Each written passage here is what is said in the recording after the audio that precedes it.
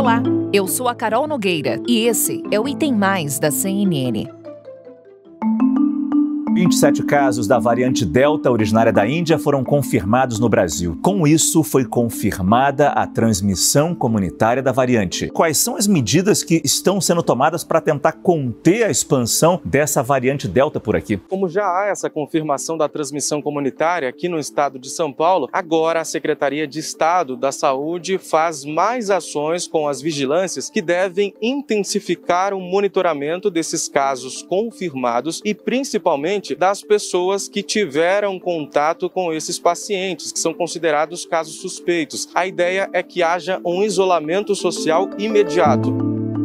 Uma preocupação que nos rodeia desde o começo da pandemia é o surgimento das variantes do novo coronavírus. A mais recente e que vem amedrontando o mundo todo é a variante Delta. Os estudos, já sabemos, mostram que ela é mais transmissível. Aqui no Brasil, alguns estados já registraram essa variante. O Rio de Janeiro é um dos mais afetados. São vários os registros de infecção pela variante Delta, não só na capital, mas também em outros 12 municípios do interior.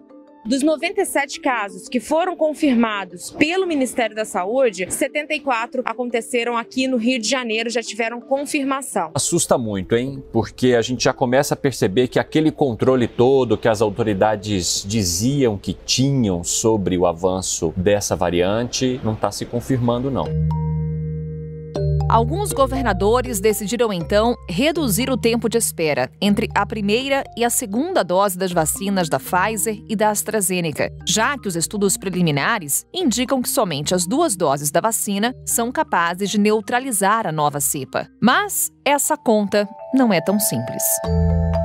Instituições médicas, inclusive a Fiocruz, que produz a AstraZeneca, se manifestaram contra a antecipação. Essas instituições alegam que quanto maior o intervalo entre as doses, mais robusta é a resposta imunológica. Além disso, esse intervalo de meses entre uma dose e outra também ajuda na continuidade da vacinação, já que vivemos um cenário onde a quantidade de imunizantes no país está limitada e a produção de novas doses pode não ser rápida o suficiente para acompanhar as aplicações antecipadas. Atualmente, o período recomendado pelo Ministério da Saúde entre as aplicações das vacinas da Pfizer e da AstraZeneca é de 12 semanas. Mas além da preocupação com a variante Delta, o desafio das autoridades é também com aqueles que ainda não completaram a imunização.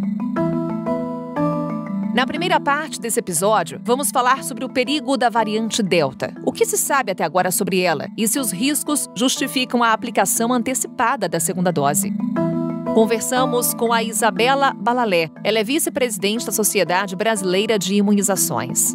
Doutora, muito bem-vinda ao Item Mais uma vez. É sempre um prazer falar com você. Carol, para mim é sempre um prazer estar conversando com vocês e com você especialmente para tentar ajudar as pessoas, né? Vamos então falar um pouquinho de vacinação, doutora. Estamos acompanhando alguns estados numa ideia de antecipar a segunda dose das vacinas da Pfizer, da AstraZeneca, para tentar agilizar a imunização e garantir a proteção da população contra a variante Delta. É uma lógica que faz sentido? Não nesse momento, Carol. A Sociedade Brasileira de Imunizações, junto com a Sociedade de Pediatria, nós publicamos na semana passada um posicionamento contra 2 coisas, né? Quer dizer, na realidade, o documento se refere à antecipação da segunda dose, que também é uma coisa que está sendo prometida em muitos municípios e estados como forma de conter a Delta. E o reforço, né, ou terceira dose, a gente ainda não tem evidência para isso. Inclusive, a Fiocruz vai começar 2 estudos, né? Um estudo sobre a aplicação de uma terceira dose e também o estudo sobre a eficácia com intervalos mais curtos para a vacina AstraZeneca. Doutora, o que essa redução do intervalo entre as doses significa em termos de eficácia? Quando a gente fala da vacina Pfizer, o intervalo recomendado em bula é de 21 dias. O Brasil não foi o único país a adotar o intervalo de 12 semanas. E no Reino Unido, onde a vacina foi largamente aplicada, eles têm dados, tanto para a AstraZeneca, que em bula tem essa recomendação de 12 semanas, quanto para a Pfizer, também com 12 semanas, com uma efetividade que é muito mais do que eficácia, quer dizer, a capacidade de reduzir infecção, de reduzir hospitalização e óbitos, que ficam em torno de 85%, inclusive para maiores de 60 anos de idade. Então, o Brasil ainda tem, né? E a gente precisa aumentar a nossa cobertura vacinal para 2 doses, ou para esquemas completos, né, considerando aí a vacina da Janssen, que é dose única, que hoje está aí entre 15% e 16% da população. Olhando para a primeira dose da AstraZeneca ou da Pfizer, essa primeira dose ela já é suficiente para ao menos amenizar os sintomas de uma infecção pela variante Delta, ou seja, evitar casos graves, casos que necessitem de internação? Tem estudos que mostram, e aí medindo anticorpos, que mostram que com 2 doses, tanto de uma quanto da outra, há uma diminuição pequena da eficácia para a variante Delta. No entanto,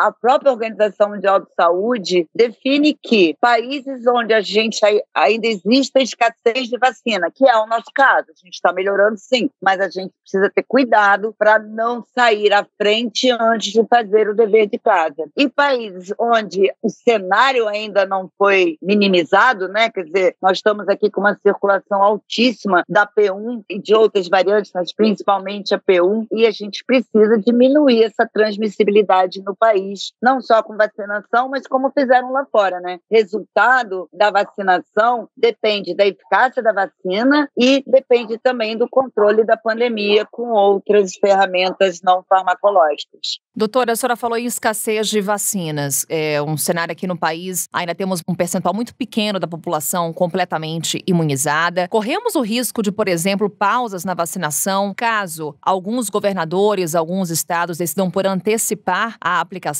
da segunda dose? É um risco, né? Eu hoje li que a previsão é de que em dezembro o Brasil tenha feito 2 doses em 70% da população. Então, como falar em fazer terceira dose em agosto, vacinar adolescentes em setembro? Aí eu estou falando mesmo que isso varia de um estado para outro. E em relação à questão de antecipar a segunda dose, é muito importante que, para que isso aconteça, a gente tenha garantia de que pessoas não vão ficar sem a primeira dose, já que com esse intervalo de 12 semanas para a AstraZeneca e para a Pfizer, são considerados adequados e com excelentes resultados. Doutora Isabela Balalé, muito obrigada por essa conversa e, claro, sempre vem aqui ao Item Mais, sempre um prazer. Eu que agradeço mais uma vez, tomara a gente tenha conseguido esclarecer. É muita divergência e isso só pode trazer dúvida para a população. Obrigada, doutora, até uma próxima. Na segunda parte do Item Mais de hoje, vamos focar no perigo da variante Delta. O que se sabe até agora sobre essa cepa e se os riscos justificam a aplicação antecipada da segunda dose. Eu converso com o Júlio Croda. Ele é médico infectologista e pesquisador da Fiocruz. Júlio Croda sempre nos acompanhando na programação da CNN. A gente traz aqui para o Item Mais também para uma conversa, sempre te agradecendo muito, Júlio, por deixar tudo muito mais claro nesse momento de tantas incertezas. Bem-vindo. Obrigado pelo convite da CNN. É um prazer estar com vocês novamente para conversar um pouco a respeito do Covid. Então vamos começar falando de variante Delta. É um dos principais assuntos nesse momento quando falamos de Covid-19, a preocupação que ela traz não só para o Brasil, mas para o mundo. Por aqui, o Ministério da Saúde já contabilizando mais de 100 casos confirmados. Croda, falamos já aqui que estudos apontam que essa variante ela é mais transmissível. Quanto de informação temos com relação a isso? Necessariamente, maior transmissibilidade implica numa maior letalidade? Carol, muito boa a sua pergunta. Não necessariamente, né? Uma variante mais transmissível indica que ela tem capacidade de contaminar mais pessoas, mas vai depender muito, nesse momento, do balanço de quantas pessoas estão suscetíveis immunodeficientes, ou seja, que não tomaram a vacina, né, e que não tem nenhum tipo de proteção. A gente sabe que a letalidade está associada à idade e, nesse momento, nos países onde circula a variante Delta, a gente tem países com elevada cobertura vacinal nos idosos e, portanto, não existe um aumento no número de casos, ela não é mais letal nesses países, mas nos países onde existe a circulação de Delta, mais baixa cobertura nessa população, ela tem, sim, levado a um número de mortes e de sofrimento para o sistema de saúde. E aí você traz um alerta na sua fala, Croda. Pessoas que não tomaram a vacina, ou seja, as vacinas aprovadas, elas protegem contra a variante Delta? Todas as vacinas aprovadas até o momento e avaliadas protegem contra a variante Delta, mas é necessário ter as 2 doses do esquema vacinal para que essa proteção seja alta. Há uma preocupação, inclusive, acho que um exemplo que a gente pode citar, né, Croda, é o Reino Unido. Grande parte da população já tomou a primeira dose da vacina, mas houve ali uma explosão de casos de Covid-19 por conta da variante Delta. Ou seja, a imunização tem que estar completa. E essa imunização completa garantiria uma maior proteção. É isso, Carol. A gente sabe, o Reino Unido é dos países que mais vacinaram a sua população, já está perto de 80% do esquema vacinal completo. E o que a gente observa claramente? Houve uma explosão de número de casos em pessoas que não foram vacinadas, principalmente, ou com esquema vacinal incompleto. Entretanto, não houve um aumento importante até o momento de hospitalização e óbito, justamente demonstrando essa capacidade da vacina em proteger principalmente para as formas graves da doença. Reinfecção, Júlio Croda, muitas dúvidas com relação à Covid-19. Quando a gente fala de uma nova variante chegando ao Brasil, avançando pelo país, mais de 100 casos confirmados, isso sinaliza que o risco de infecção é maior? Existe esse mecanismo das novas variantes que a gente descreve como escape do sistema imune, e foi isso que ocorreu em Manaus, né? Se lembra que Manaus teve uma primeira onda terrível e a gente achou que tinha criado aquela imunidade de rebanho coletiva pela infecção natural. Aí veio uma nova variante com um maior escape de resposta imune, com pessoas, um número expressivo ainda de pessoas que não adquiriram a doença no passado, que não foram vacinadas, e a gente viu uma segunda onda bastante impactante em dezembro e janeiro, há uns meses atrás. Então, realmente é importante a gente entender que no contexto de novas variantes, você pode ter um maior risco de se reinfectar. Mas o que a gente tem visto claramente é que se a gente tiver uma região, um país com elevada taxa de cobertura vacinal, você tem esse risco de reinfecção, mas você não evolui com as formas graves da doença, não evolui com hospitalização e óbito. Então, assim, cada vez mais a gente entende que as vacinas, todas as vacinas, são muito efetivas, principalmente no contexto de prevenir casos graves, mas não necessariamente prevenir casos leves ou até infecções assintomáticas. Ou seja, o vírus vai continuar circulando, mas o impacto do vírus no nosso sistema de saúde vai ser muito menor à medida que a gente avança com a vacinação. Croda, o que explica e determina o comportamento de uma variante num país? Vou citar aqui um exemplo. Variante da África do Sul, variante do Reino Unido, foram variantes que chegaram no Brasil, mas não avançaram. O que pode determinar um avanço maior da variante Delta por aqui? Muito difícil essa pergunta, né? Mas o que a gente pode entender desse equilíbrio é, primeiro, como uma das nossas medidas preventivas, né? É importante deixar claro que a adoção de medidas preventivas individuais e coletivas controlam a transmissão de qualquer variante, mesmo as variantes mais transmissíveis. Usar máscara, evitar aglomeração, uso de álcool em gel e distanciamento continua prevenindo para qualquer tipo de variante. Então, isso é um fator importante que a população tem que ter em mente. O segundo seria a cobertura vacinal de uma determinada população, né? Então, se a gente tem elevadas coberturas vacinais, como é o caso do Reino Unido, pode ser que o impacto no sistema de saúde seja bem menor.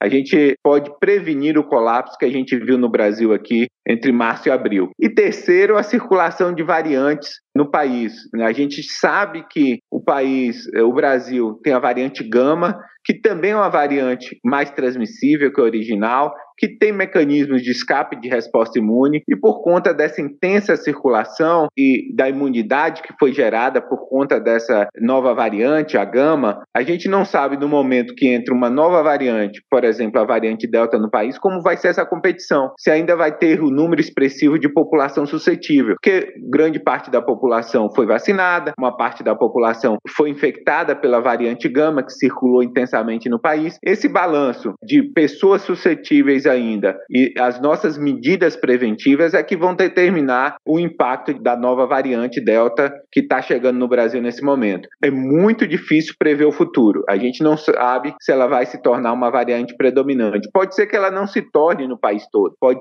ser que se torne em alguns locais onde você tem mais pessoas suscetíveis, onde a vacinação não avançou, onde o vírus e as variantes antigas circularam pouco. Então, muito difícil prever, mas eu acredito que a circulação dessa nova variante Delta pode ser mais intensa num país que já sofreu tanto com a variante Gama e já avançou em termos de vacinação no seu grupo de risco, principalmente as pessoas acima de 60 anos e com comorbidade. Croda, você destaca bastante a necessidade da ampliação da cobertura vacinal. Então, tem lógica o raciocínio de algumas autoridades, de governadores, de antecipar a aplicação da segunda dose de alguns imunizantes? Tem sentido, principalmente quando a gente pensa no grupo de risco para hospitalização e óbito. Idosos, né, e pessoas com comorbidade, né? O próprio Reino Unido, né, a partir dos dados de efetividade da vacina da AstraZeneca e da Pfizer para a variante Delta, decidiu antecipar de 12 para 8 semanas a segunda dose da AstraZeneca para garantir o maior proteção, principalmente ao grupo de maior risco. Então, essa lógica, ela se enquadra e se justifica principalmente para as pessoas que têm mais risco de hospitalização e óbito. Seria bom, sim, a gente garantir uma maior cobertura. A gente pode fazer as duas coisas ao mesmo tempo, né? Avançar a vacinação, primeira dose, até as pessoas com 18 anos e garantir uma segunda dose mais precocemente para as pessoas acima de 50 anos, assim como foi feito no Reino Unido. Nada impede que a gente avance nessas duas frentes simultaneamente. O que é importante a gente ter em mente é que só através da vacina que a gente vai prevenir principalmente os casos graves com a chegada de uma nova variante. Tem uma decisão que a gente vai ter que tomar como sociedade, Ministério da Saúde, Programa Nacional de Imunização. E é um debate muito importante. A gente vai avançar nas faixas etárias e, por exemplo, vacinar adolescentes que têm um risco muito baixo de evoluir com algum sintoma mais grave, a necessidade de hospitalização ou óbito, ou a gente vai garantir uma segunda dose mais precoce para as pessoas acima de 50 anos? É uma pergunta que é importante ser debatida e o Ministério da Saúde deveria tomar uma decisão o mais rápido possível a respeito disso. Nessa sua última fala, Júlio, vários pontos que eu queria aprofundar. Um deles é a eficácia da vacina. O quanto que ela fica comprometida ou não numa antecipação de segunda dose. Você falou aí o exemplo do Reino Unido. É um exemplo que a gente pode ter em mente quando falamos de antecipação da segunda dose no que se refere à eficácia dos imunizantes? É um exemplo, né? Um balanço. A gente sabe que o intervalo de 12 semanas garante uma maior proteção quando a gente estabelece esse intervalo de 12 semanas. Isso foi visto em estudos do próprio Reino Unido no passado com a variante original e a variante alfa. Entretanto, quando a gente tem uma nova variante que tem algum impacto na efetividade da vacina, se observa uma redução da efetividade. As vacinas continuam funcionando, mas existe uma leve redução da efetividade dessa vacina para casos severos, né? O Reino Unido divulgou essa pesquisa mostrando que há uma redução para a AstraZeneca, por exemplo, de 92% para 71% em termos de hospitalização nos idosos. É necessário tomar uma decisão a respeito disso. É melhor garantir uma maior efetividade com 12 semanas de intervalo ou já garantir uma maior proteção nesse momento para as pessoas que estão sob risco, principalmente idosos e pessoas com comorbidade. Esses números têm que ser analisados com cuidado para a tomada de decisão. O ganho de efetividade com as 12 semanas talvez não compense a efetividade que você ganha com a antecipação da segunda dose, principalmente nessa população acima de 50 anos. A Ainda no viés dos debates, Júlio Croda, acompanhamos nessa semana governo de São Paulo falando do novo ciclo de imunização contra a Covid-19 no ano que vem. O Ministério da Saúde, em nota, anunciou que ainda não há evidências científicas para garantir esse novo ciclo de imunização contra a Covid-19 em 2022. Será necessária essa imunização anual contra a Covid-19? O que já sabemos sobre isso? Muito pouco. Sabemos muito pouco, Carol. A gente precisa de mais estudos, né? Acompanhamento dessas pessoas que tomaram a vacina para entender se existe realmente uma queda dos anticorpos neutralizantes. O que a gente tem são estudos de modelagem que foram publicados recentemente, mostrando que no primeiro ano existe uma queda importante de anticorpos neutralizantes, mas a gente não tem dado real, do mundo real, principalmente medindo esses anticorpos neutralizantes, observando uma queda, e qual seria o momento ideal dessa dose de reforço, né? 6 meses, 1 ano pós-vacinação, 2 anos. A gente não tem estudos que avaliaram isso de forma sistemática. A gente também não sabe qual o melhor esquema vacinal, quer dizer, é melhor uma dose de reforço da mesma vacina ou de uma outra vacina que estimula mais a resposta imune, talvez garante maior proteção contra a doença. A gente também não tem dados de vida real de efetividade, né? A gente acompanhando essas faixas etárias ao longo do tempo e observando talvez um aumento de número de casos a partir de 6 meses, de 9 meses. Então falta muito dado, falta muito estudo para a gente ter uma conclusão mais precisa do que deve ser feito, principalmente que vacina utilizar e que intervalo utilizar no esquema de revacinação da população. Mas é claro que a gente tem que pensar nessas questões. É claro que a gente tem que planejar. E eu acho que faz parte dessa discussão, essa antecipação do governo de São Paulo. Lógico que, sem dados, o governo de São Paulo não vai antecipar nenhum calendário, mas eles acreditam que até lá os dados serão gerados e terão evidência para poder decidir ou não quando que deve ser dada essa dose de reforço. Planejamento é importante, compra de vacinas é importante, investir em ciência, investir no acompanhamento dessas pessoas que tomaram a vacina para entender quando que vai ser necessário uma dose de reforço é importante. Então,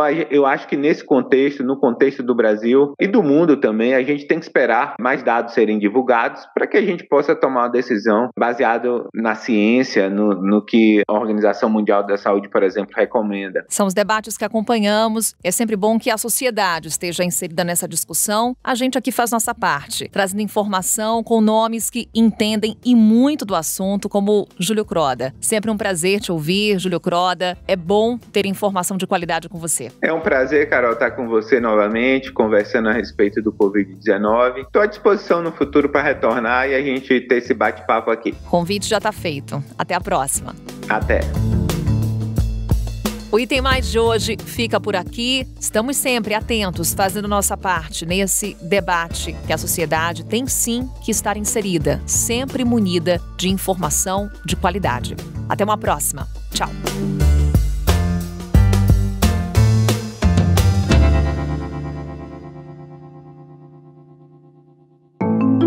Com a apresentação minha, Carol Nogueira, esse podcast foi produzido pela Maremoto para a CNN Brasil. Roteiro e pesquisa, Daniel Miller. Pauta e produção, Danilo Santana. Operador de gravação, Nathan Kleiman. Edição e sonorização, Murilo Lourenço. Coordenação geral, Paula Weinberg. Coordenação de produto, Verônica Schneider. Coordenação editorial, Diego Toledo. Direção de jornalismo digital, Daniel Tosi. Você também pode ouvir o Item Mais no site da CNN Brasil e aproveite para conhecer os nossos outros produtos em áudio. Acesse cnnbrasil.com.br/podcasts.